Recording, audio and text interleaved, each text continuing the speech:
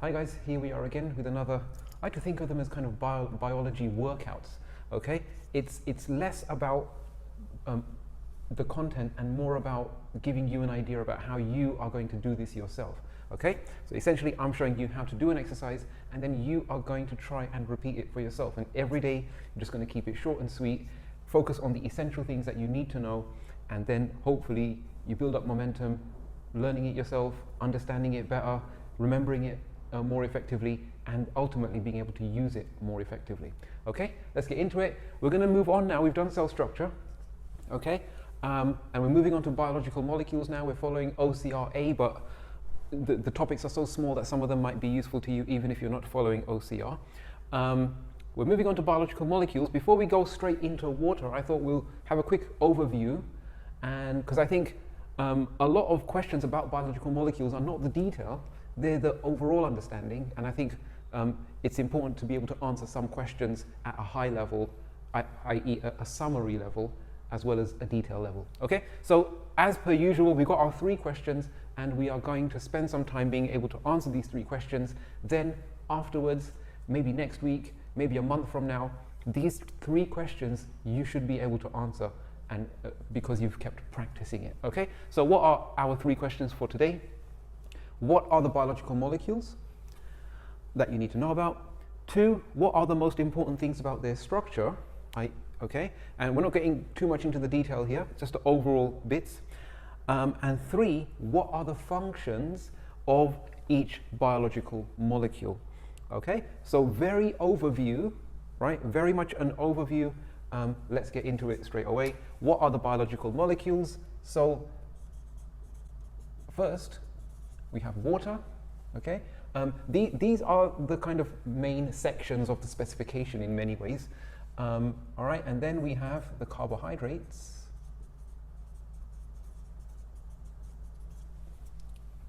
We next have lipids. And finally, we have proteins. Now, I like to think of the nucleic acids as being a member of this family as well. It's kind of looking incomplete without them, but in the OCR specification, it is a separate topic, so we will follow that. Okay, right, that's our first question. That's easy. Okay, so a week from now, right, if I see you in the street and I stop you there and I ask you what are the biological molecules, you should be able to just list that off. Okay, and same with any of these questions, right? You should be preparing yourself for being stopped at any time and being able to answer these questions. So once we're done with this in the video, that's when your work really begins. Okay, what are the most important things about their structure? And maybe that links to their properties. Okay, now in terms of the structure of water, very quickly, without getting into too much detail, water is polar. Okay, it's polar. That part is partially negative. This part is partially positive. Hopefully I'm saying things that you already know and are being recapped in your mind. Don't be passive as you watch this video. Predict what I'm going to say. Be active in this process, and then you'll find that even doing something as passive as watching a video, it might be more useful to you if you're predicting what I'm going to say next. You're using your brain in order to watch the video. Okay, so it's polar, all right, and because of that, there's hydrogen bonding.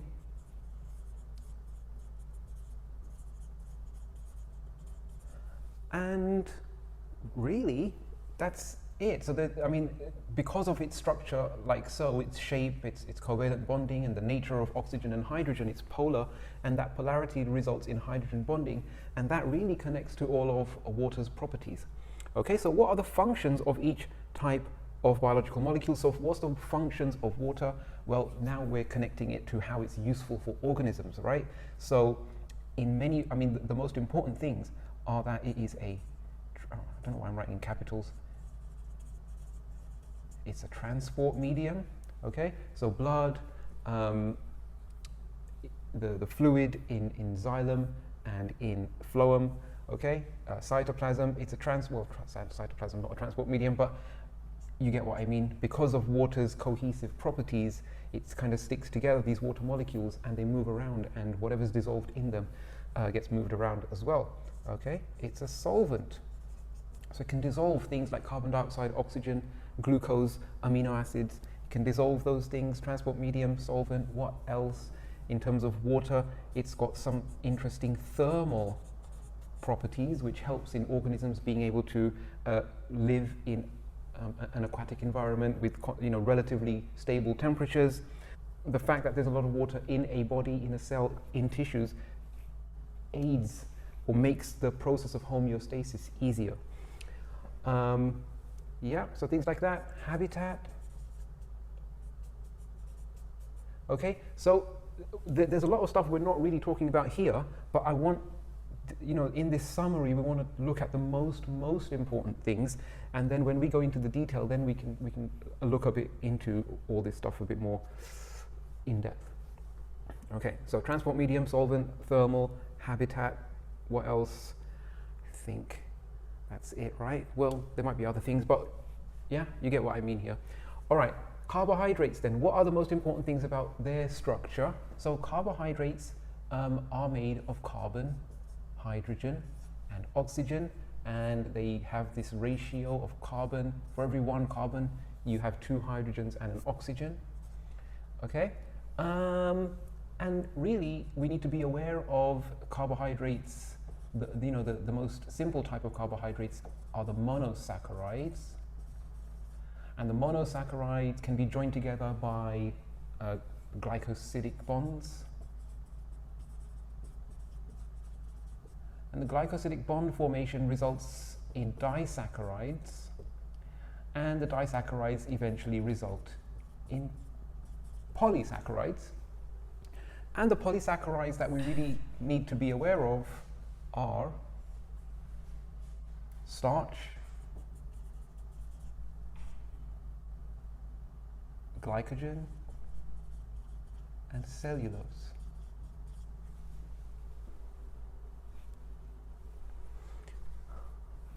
Okay, again, a lot of detail not here, but these are the main things I would like you to be able to at least be able to look down on an area and kind of see the topography, the geography. Okay, so then we're just going to split that up a little bit. Right, so these carbohydrates, then what are their functions? And in fact, we might also add glucose to that. Yeah, but right, so starch, what is its main function? Starch is glucose storage. So its main purpose is to store glucose. So when we discuss in detail a bit more, we'll look at how the structure of starch is related to that. Okay, glycogen, again, actually that's glucose storage in plants. Okay, in glycogen, it's the purpose is glucose storage. You can call it energy storage, but yeah, its main purpose is to store glucose so that it can be more easily mobilized and more can be stored in a cell. Glucose storage in animals, right? Now, animals having a higher metabolic demand, metabolic usage of energy, that glucose needs to be supplied more quickly, and therefore its structure is different to connect to that. Finally, cellulose we have, so the purpose of cellulose, remember, is in plant cell walls, and in plant cell walls, its main kind of purpose or role in that plant cell wall is to provide strength, yeah, high tensile strength. Okay, right, so let's keep moving. Lipids, what are the key things about the structure of lipids? Well, lipids come in a few varieties, okay, that we need to be aware of. We have our triglycerides, we have our phospholipids, but we also have our cholesterol and cholesterol-related molecules, okay?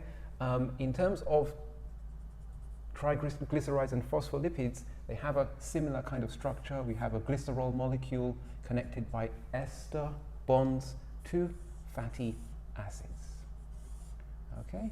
Now, in the case of phospholipids, that third fatty acid might be replaced with a phosphate group, okay? But yeah, this is just for kind of basic navigation. And cholesterol is a kind of ring-based structure. I'm not going to even try and draw it, but it's got a very different arrangement to triglycerides and phospholipids.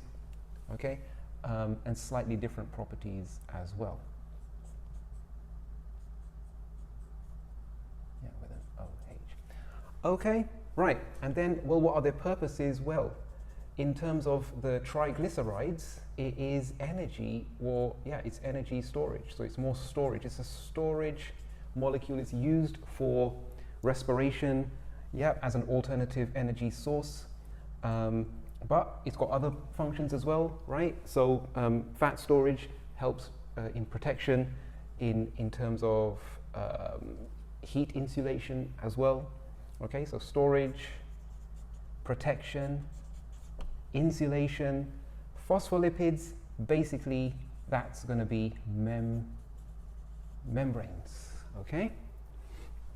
And our cholesterol is used, again, it's got a role in membranes, but it's used to make things like steroid hormones, okay?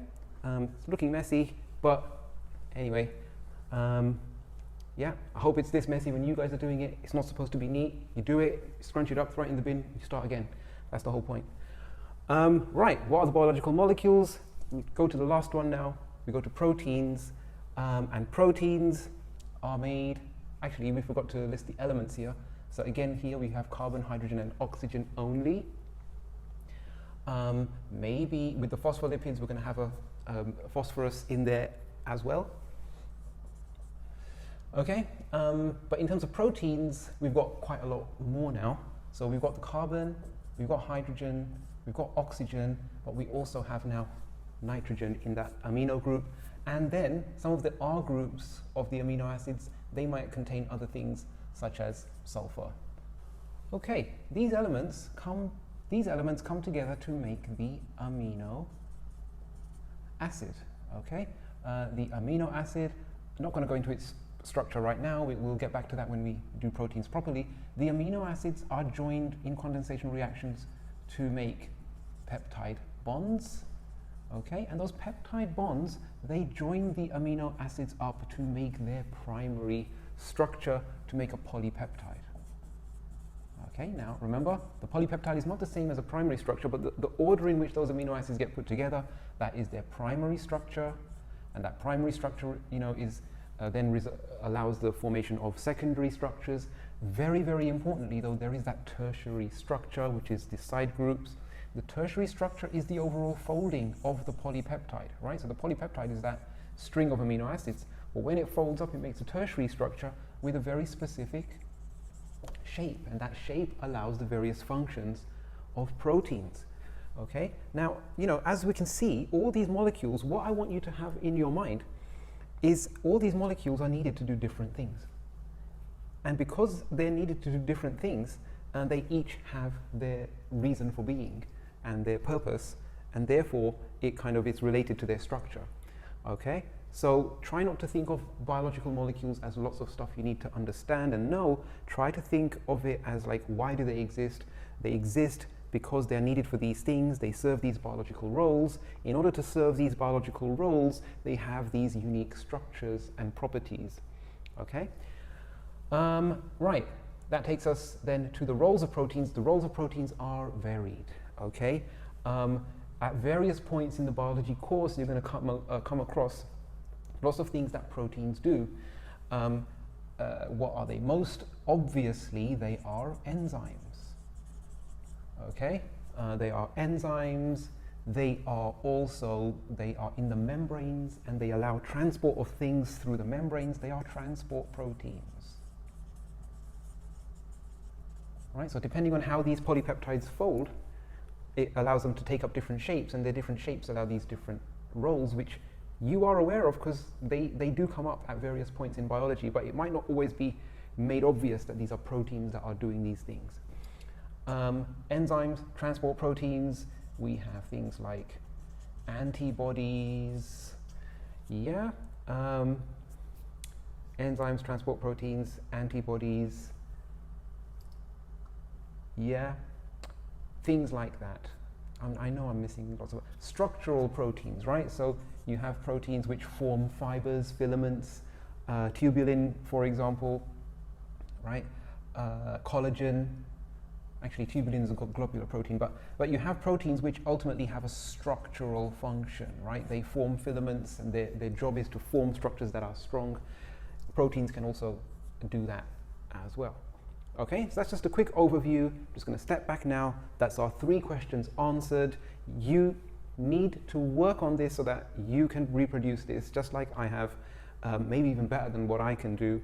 Okay, so these are your 3 questions. What are biological molecules? What are their overall structural features that kind of makes them unique? And 3, what do their unique structures allow in terms of unique functions? Okay? All right, this is where you get to work now, guys. Good luck.